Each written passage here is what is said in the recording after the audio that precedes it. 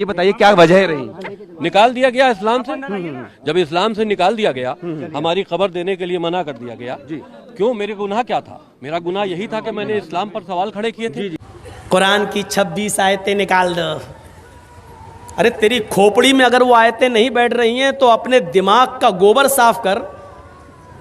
قرآن کی آیتوں کے بارے میں کہہ رہا ہے 26 آیتیں صاف کرو، نکالو. اللہ نے ایسا نکالا کہ اس کی پتنی تک اس کو چھوڑ کے بھاگ گئی. تو قرآن کی آیتوں کو نکال لاتا، تیری اولاد نے تجھے نکال دیا. کوئی بچے گا نہیں. مذاق اڑاؤ گے تو اس کتاب کا. یہ چھوٹے چھوٹے بچے، جس بچے کی میں پگڑی باندھ رہا تھا، پگڑی لمبی تھی، بچہ چھوٹا تھا. ہم نے بھی زندگی میں کسی کی دستار بندی نہیں باندھی. ساری کائنات کی کتابیں ایک میدان میں لا کر اکٹھا کر دو اور سب کو جلا دو. دنیا میں کوئی بھی آدمی ایسا نہیں ہوگا جو اپنی کتاب کو دوبارہ لکھ لے، کیونکہ دنیا میں کوئی کتاب ایسی نہیں ہے کہ جس کو منہ زبانی کسی کو یاد ہو. ساری کتابیں جلانے کے بعد پھر آپ دیکھیے کہ کون سی کتاب بچ گئی. تو وہ کتاب ضرور جل جائے گی جو کاغذ کے ٹکڑوں پر لکھی ہوئی ہے، لیکن اس بچے کے سینے سے وہ کتاب کیسے نکلے گی جس کی میں نے ابھی دستار بندی کی ہے. پورے قرآن کو جلا دینے کے بعد بھی قرآن کو مٹا دیا، لیکن 1 سال کے بعد اور 2 سال کے بعد اس 9-10 سال کے بچے سے اگر آپ کہو گے کیا وہ کتاب مٹ گئی، یہ بچہ الف لام میم سے شروع کر کے والناس تک سنا دے گا اور یہ ثابت کر دے گا کہ دنیا کی کوئی طاقت نہیں. تم تو معمولی لوگ ہو، تم تو میرے پیروں میں لگے ہوئے جوتے کی لگی ہوئی گندگی کے مقابلے میں نہیں ہو. ساری کائنات مل کر بھی قرآن تو چھوڑو، 26 آیتیں تو چھوڑو، اس کا ایک نقطہ بھی دائیں سے بائیں نہیں کر سکتی ہیں. یہ اتھارٹی، یہ پاور اللہ نے کسی کو نہیں دیا. اِنَّا نَحْنُ نَزَّلْنَا الذِّكْرَ وَإِنَّا لَهُ لَحَافِظُونَ. نازل کرنے والے بھی ہم ہیں اور حفاظت کرنے والے بھی ہم ہیں. اس کی حفاظت میں سمجھتا ہوں نام لینے کی ضرورت نہیں ہے. 26 آیتیں کس نے نکلوائی؟ آپ بھی مت لیجئے گا. یہ 2 کوڑیوں کے لوگوں کے نام لے کر میں کروڑوں کی تقریر بیکار نہیں کرنا چاہتا ہوں. ان کی کوئی اوقات نہیں ہے کہ ان کا نام لیا جائے. قرآن و حدیث کی کوئی قیمت لگا سکتا ہے؟ کروڑوں اربوں کی تقریر ہم بیکار نہیں کرنا چاہتے ہیں ایسے لفنگوں کے نام لے کر. ہاتھ دھرا ہوا ہے اس لیے بیچارہ بھونک رہا ہے. جس دن ہاتھ ہٹ جائے گا بھونکنا بھی بند ہو جائے گا. بہت بڑی بات کہہ رہا ہوں میں. یہ اونکنا بھونکنا والا جملہ آج میں بول رہا ہوں نا، بس بھونکتا کون ہے وہ ہم نہیں بول رہے ہیں بس. لیکن میں نے کہا بنگال کی عوام بہت سمجھدار ہے، سب جانتی ہے کہ ہم کیا کہہ رہے ہیں. تو ان کو بھونکنے دو، آپ پیچھے مڑ کے مت دیکھیے. ان کی اتنی اوقات نہیں ہے کہ قرآن کی 26 آیتیں تو چھوڑو، ایک نقطہ بھی ادھر سے ادھر کر دیں. پوری دنیا سے احتجاج شروع ہو جائے گا، پوری دنیا سے. تو اب سنیے، شرع لکم من الدین ما وصى به نوحا والذی اوحینا الیک وما وصینا به ابراہیم وموسیٰ وعیسیٰ ان اقیموا الدین. اے محمد صلی اللہ علیہ وسلم، ہم نے کوئی نیا دھرم، نیا دین دے کر آپ کو نہیں بھیجا.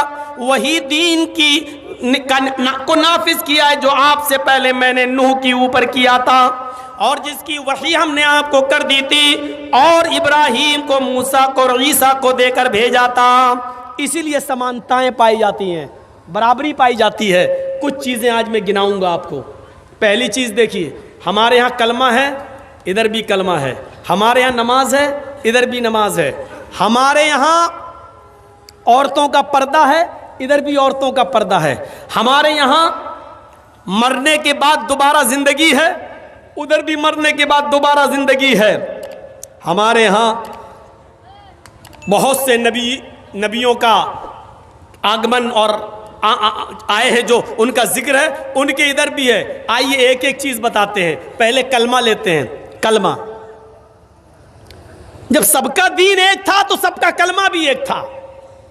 قُلْ يَا أَهْلَ الْكِتَابِ تَعَالَوْا إِلَىٰ كَلِمَةٍ سَوَاءٍ بَيْنَنَا وَبَيْنَكُمْ. اے محمد صلی اللہ علیہ وسلم آپ فرما دیجئے اے اہل کتاب، اے یہود و نصارہ، آؤ ایک ایسے کلمے کی طرف جو ہمارے اور تمہارے درمیان برابر ہے. یا اہل الکتاب، آؤ ایک ایسے کلمے کی طرف جو ہمارے اور تمہارے درمیان برابر ہے. اے یہودیو، اے عیسائیو، وہ تمہارا بھی کلمہ ہے اور ہمارا بھی کلمہ ہے، اس کلمے میں کوئی انتر نہیں ہے. دیکھیے نوح علیہ السلام کا بھی کلمہ یہی تھا، لا الہ الا اللہ نوح رسول اللہ. موسیٰ علیہ السلام کا کلمہ بھی یہی تھا، لا الہ الا اللہ موسیٰ رسول اللہ. عیسیٰ علیہ السلام کا کلمہ بھی یہی تھا، لا الہ الا اللہ عیسیٰ رسول اللہ. جب محمد رسول اللہ ہے تو ان کا کلمہ بھی یہی تھا، لا الہ الا اللہ محمد رسول اللہ. تو اللہ نے کیا کہا، جب سب کا دھرم دین ایک ہے تو کلمہ کیسے الگ ہو جائے گا؟ آؤ ایک ایسے کلمے کی طرف، مول منتر کی طرف جو ہمارے اور تمہارے درمیان برابر ہے، ہمارے اور تمہارے درمیان. اس لیے ہندو بھائیوں میں بھی کوئی نہ کوئی نبی تو ضرور آیا. وَلَقَدْ بَعَثْنَا فِي كُلِّ أُمَّةٍ رَسُولًا، ہم نے ہر امت کے اندر ایک رسول بھیجا. تو ظاہر ہے کہ ہندو بھائیوں میں بھی کوئی نہ کوئی نبی آیا. اس نبی کا بھی کلمہ یہی تھا. کیا تھا؟ ایکم برہما دتیے ناستے ناستے کنچن. جب بھی توحید کا ذکر ہوگا یہ منتر پڑھا جائے گا. 20 سال سے پڑھ رہا ہوں، ختم نہیں ہوگا یہ منتر. جہاں توحید ہوگی وہاں یہ کلمہ یہ منتر پڑھا جائے گا. ایک ہی برہما ہے، اسی کی پوجا کرو. دتیے ناستے، دوسرا کوئی نہیں ہے. نیہ بالکل نہیں ہے، نانا قطعی نہیں ہے، کنچن ذرا سا بھی نہیں ہے. یجروید میں یہ کہا گیا، یچتیو یو پمما نستسما دیوشوری ریشا. جو کچھ بھی مانگنا ہے اس سے مانگو.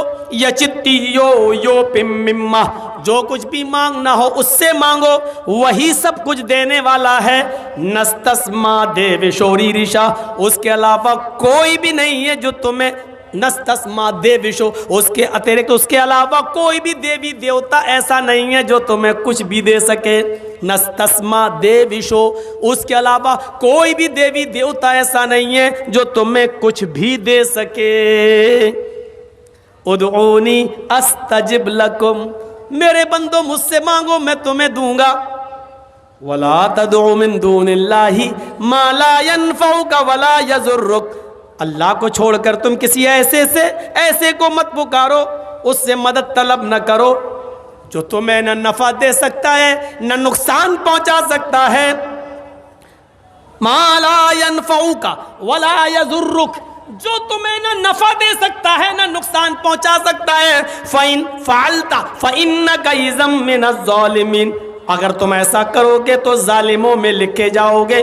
اگر ایسا کرو گے تو ظالموں میں تمہارا شمار ہوگا. اگر ایسا کرو گے تو ظالموں میں تمہارا ٹھکانہ ہوگا. لیجئے